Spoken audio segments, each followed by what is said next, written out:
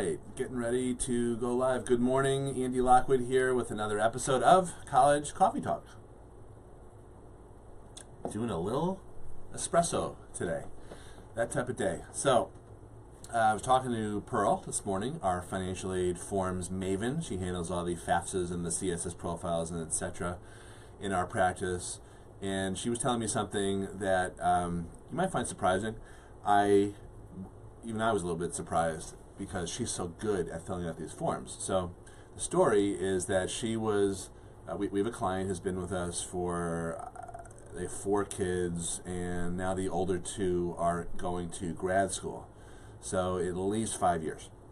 And Pearl is in the process of doing the graduate loan forms for them. That's something else that we do. We don't really advertise for that because it's more of a pain in the butt than anything. But she was trying to get the information that she needed to complete the loan application. Specifically, she's trying to figure out how much the school actually costs, the specific program that our client was enrolling in.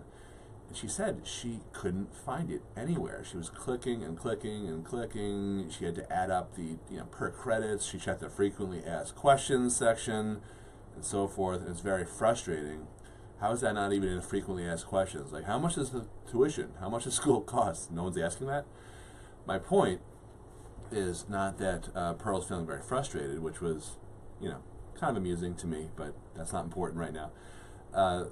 It's that these colleges don't make it easy. They don't want you to understand how much they charge and specifically how to get their money. So most of the time, not all the time, but frequently, we are able to negotiate with colleges ahead. I mean, if you get an offer and you have ahead of time, if you've been strategic and you've planned and you've set up some other colleges and other offers from these other colleges that compete with your top choice college, very often you are able to then go to the A-list school and negotiate and get more money by showing them the other offers from the other schools. So colleges are in business. Even though they're nonprofit, even though they don't technically pay taxes on their earnings, they are in business for themselves. And they have overhead, they've got payroll, they've got all kinds of crazy staff, they've got amazing and expensive amenities like rock climbing walls and water parks, lazy rivers, those types of things. How do you think they pay for all that? They pay for that via your tuition dollars and donations from their alumni and all their other fundraising efforts. So my point here is that if you want to succeed in the college game, if you want to truly enjoy what we call college success for less, you've got to come up with a plan. You just can't wing it. Now, what I want to talk to you about just for this weekend only, this is kind of short notice, but we have 2 spots left for our upcoming College Success for Less Implementation Bootcamp. It's this Saturday the 19th and Sunday the 20th in our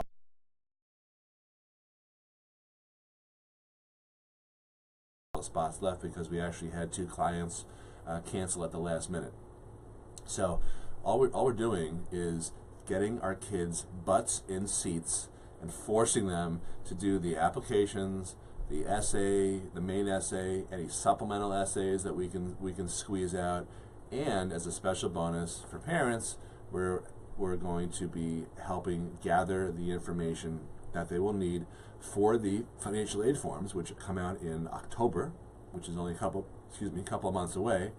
And ultimately we'll be filing them for them in October. It's all part of the program. It's all part of what we're offering this weekend. So if you're interested, the website is right here, collegebootcamps.com. Again, I'm not positive that we'll have enough space by the time you're watching this. So if the link does not work, that means that we are filled up. But happy to have you.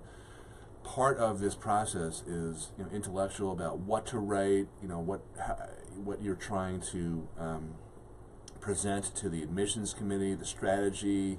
That's a little intellectual. The activity sheet, how you are crafting your job descriptions, and all those types of things that involve some thinking.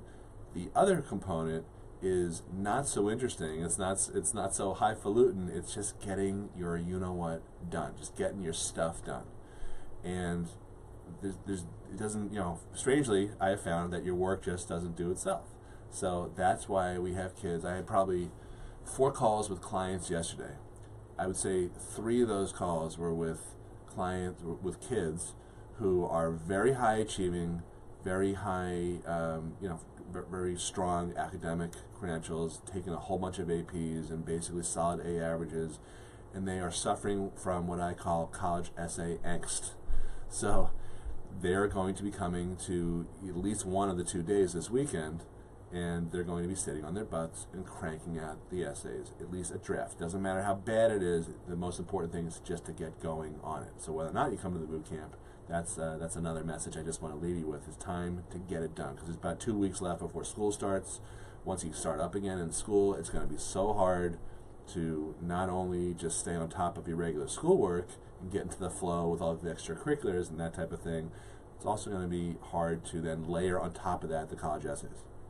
So that is the conclusion of this message. I hope you found this helpful. Please share this with anyone that you think could use this information, who would find this valuable. Thanks a lot for watching this episode of College Coffee Talk, and I will speak to you soon. Bye-bye.